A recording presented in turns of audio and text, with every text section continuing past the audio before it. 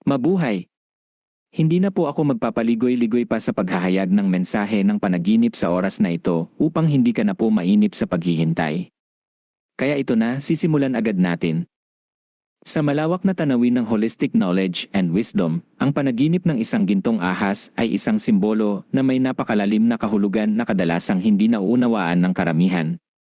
Sapagkat karaniwang itinuturing lamang itong kaugnay ng kayamanan o materyal na tagumpay, ngunit sa katotohanan, nagdadala ito ng mga lihim na mensahe na malalim na konektado sa pinakaloob na bahagi ng nananaginip,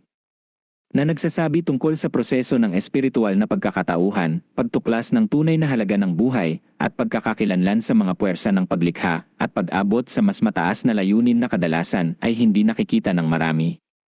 Ang gintong kulay sa konteksto ng holistic na karunungan ay hindi lamang kumakatawan sa katangiang makintab o kayamanan. Sa halip, ito ay sumasagisag sa angking liwanag ng espiritual na pag-iisip, ang init ng pagmamahal na walang hanggan, ang lakas ng pagkakatauhan sa sarili at sa lahat ng nilalang, at ang koneksyon sa mga puwersa ng universo na nagbubukas ng mga daan patungo sa mas mataas na pag-unawa.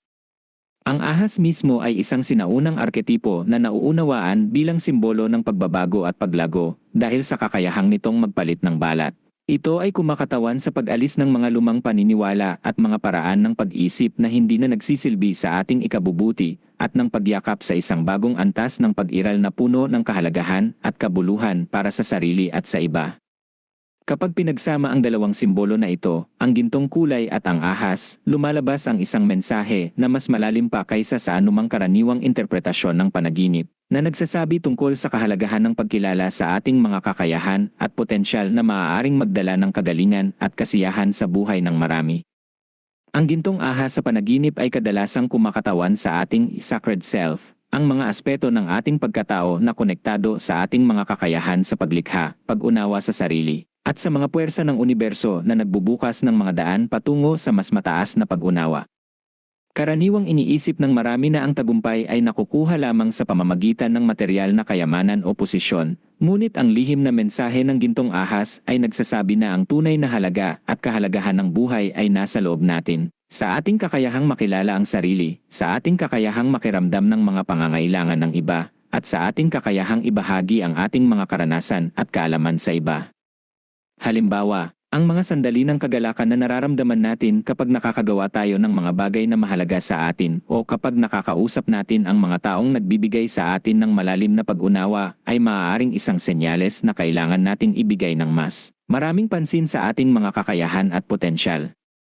O ang mga damdaming pagkakaintindihan na nararamdaman natin sa mga relasyon ay maaaring nagsasabi tungkol sa ating pangangailangang maunawaan ang mga pangangailangan at mga layunin ng iba. Ang gintong ahas ay dumadaan sa ating panaginip upang ipaalala sa atin na hindi natin kailangan maging kilala o mayaman para makamit ang tunay na kahalagahan ng buhay, kundi sa halip ay matutunan na kilalanin ang ating mga kakayahan at potensyal na maaaring magdala ng kagalingan at kasiyahan sa buhay ng marami, at na ang liwanag at halaga na maaaring nakatago sa ating mga kakayahan ay maaaring magbigay ng direksyon at kahalagahan sa ating landas patungo sa mas makabuluhan na buhay. Bukod pa rito, ang gintong ahas ay maaaring kumakatawan sa isang malalim na proseso ng espiritual na paglago at pagkakatauhan na nagsisimula sa pagkilala sa ating mga tanong tungkol sa kahalagahan ng buhay,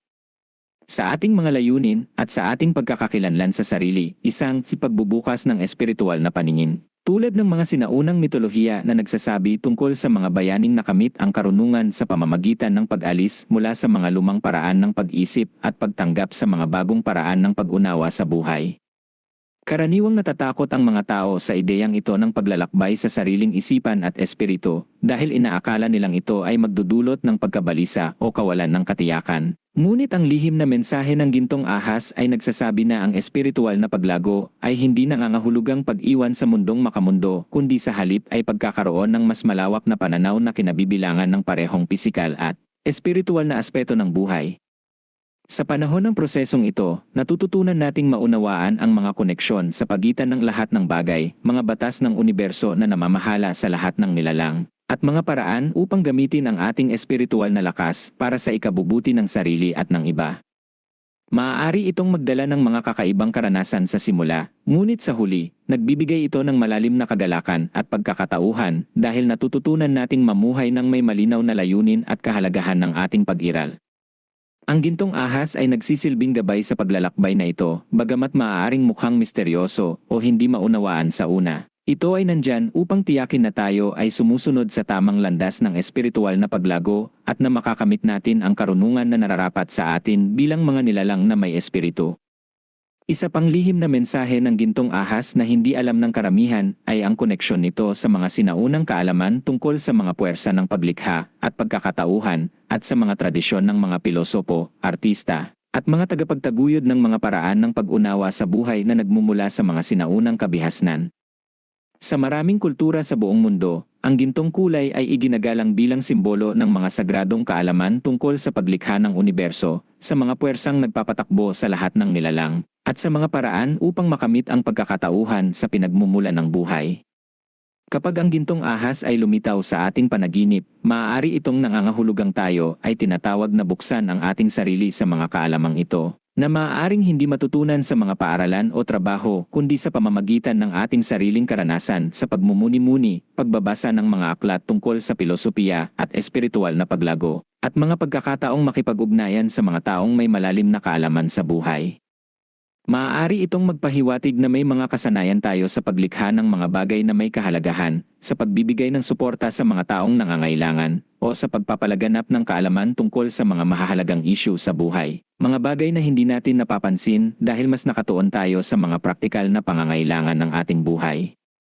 Halimbawa, maaari nating subukang maglaan ng oras para sa mga gawain na nagdudulot sa atin ng kasiyahan, sumali sa mga grupo ng mga taong nag-aaral ng mga sinaunang kaalaman, o makipag-usap sa mga taong may malalim na kaalaman sa buhay. Ang gintong ahas ay nagpapahiwatig na oras na para tuklasin ang mga kasanayang ito at gamitin ang mga ito upang buhayin ang ating kakayahang makipag-ugnayan sa iba at tulungan ang iba na makamit ang kanilang sariling pag-unawa sa buhay. Bukod sa mga aspeto ng sarili, ang gintong ahas ay maaari ring magdala ng mensahe tungkol sa ating mga relasyon sa ibang mga tao at sa mga sitwasyon sa ating buhay na tila nangangailangan ng malalim na pag-unawa at pagkakaisa. Minsan, ang ating mga relasyon ay napapailalim sa mga hidwaan o hindi pagkakaunawaan dahil sa mga pagkakaiba sa mga paniniwala o paraan ng pamumuhay. Ang gintong ahas ay maaaring ipaalala sa atin na kailangan nating maging bukas sa mga pagbabago na maaaring dumating sa ating mga relasyon. Dahil ang bawat isa ay may kanya-kanyang paraan ng paglalakbay sa buhay at ang mga relasyon ay nangangailangan ng pag-unawa at pagtanggap sa mga pagbabago na darating. Maaari itong magpahiwatig na may mga bagay tayong kailangang sabihin sa mga taong mahal natin, mga damdamin o pangangailangan na kailangan nilang malaman o suportahan. Sa halip na hayaan ang mga hidwaan na kontrolin ang ating mga relasyon, ang gintong ahas ay nagsasabi na kailangan nating harapin ang mga ito ng may pag-unawa at pag-ibig, upang ang ating mga relasyon ay maaaring lumago at maging mas malakas at makabuluhan.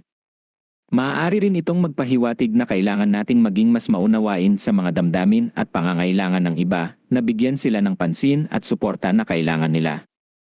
Ang gintong ahas ay maaari ring kumakatawan sa isang bagong yugto ng ating buhay na puno ng pagkakataong gamitin ang ating mga kakayahan sa paglikha at pagbabago para sa ikabubuti ng lahat.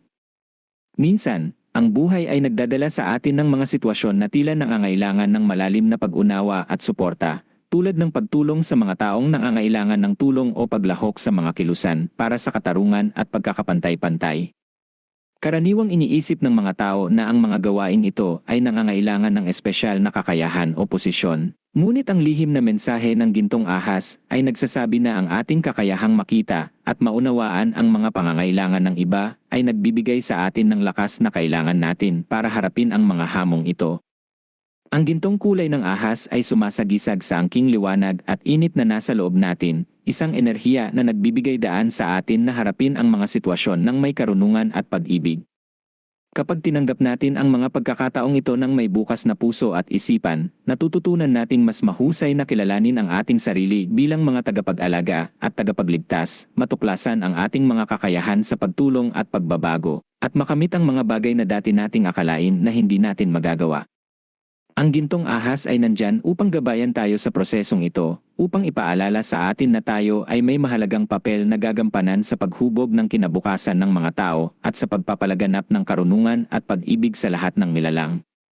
Isa pang mahalagang aspeto ng gintong ahas na hindi alam ng karamihan ay ang koneksyon nito sa ating mga pangarap na may kinalaman sa paglikha ng mga bagong paraan ng pag-unawa sa buhay at sa ating kakayahang magdulot ng positibong pagbabago sa paraan ng pamumuhay ng mga tao sa ating paligid. Sa maraming kultura, ang ahas ay iginagalang bilang simbolo ng pagbabago at pagbabago ng kakayahang lumikha ng mga bagong paraan ng pamumuhay na mas naayon sa ating mga pangangailangan sa espiritu. Ang gintong kulay ng ahas ay nagpapahiwatig na ang mga pagbabagong ito ay dapat na nakabatay sa mga prinsipyo ng karunungan, pag-ibig, at pagkakapantay-pantay, na kailangan nating turuan at ipakita sa iba upang makagawa tayo ng mga pagbabago na makakapagbigay ng positibong epekto sa buhay ng maraming tao.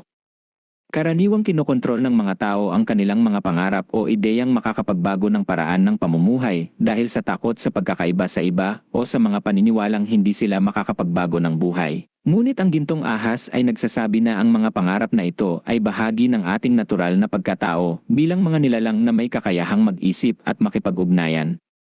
At maaari nating gamitin ang mga ito bilang puwersa para sa pag-unlad at pagbabago ng buhay ng tao.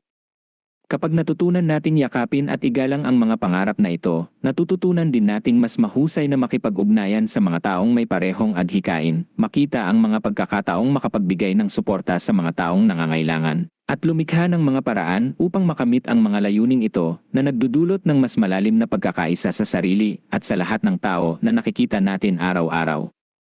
Sa huli, ang pinakamahalagang lihim na mensahe ng gintong ahas sa panaginip ay ang paalala na ang tunay na kahalagahan ng ating pag-iral ay nasa ating kakayahang makamit ang espiritual na pagkakatauhan, makipag-ugnayan sa lahat ng nilalang, at ibahagi ang ating karunungan at pag-ibig sa iba, na hindi natin kailangang hanapin ito sa labas o sa mga material na bagay na pansamantala lamang. Karaniwang hinahanap ng mga tao ang kaligayahan sa mga bagong gamit, mataas na posisyon, o malaking halaga ng pera. Ngunit ang gintong ahas ay nagsasabi na ang tunay na kagalakan at kasiyahan ay nagmumula sa loob, sa pagkilala sa ating sarili bilang mga nilalang na may espiritu, sa pagtanggap ng ating mga kakayahan bilang mga kasangkapan para sa pagbabago, at sa pagyakap sa ating tunay na layunin sa buhay na may kinalaman sa pagpapalaganap ng karunungan, pag-ibig, at pagkakaisa sa lahat ng nilalang. Ang paglalakbay tungo sa pag-unawa na ito ay hindi palaging madali. Maaari itong mangailangan ng maraming oras, pagsisikap at pagpapakumbaba. Ngunit ang gintong ahas ay nandyan upang gabayan tayo sa bawat hakbang ng daan, upang ipaalala sa atin na ang bawat pagkakataong makamit ang ating espiritual na kakayahan ay isang pagkakataon para sa paglago, at na ang liwanag at halaga na nasa loob natin ay maaaring magbigay ng liwanag sa ating sarili at sa iba.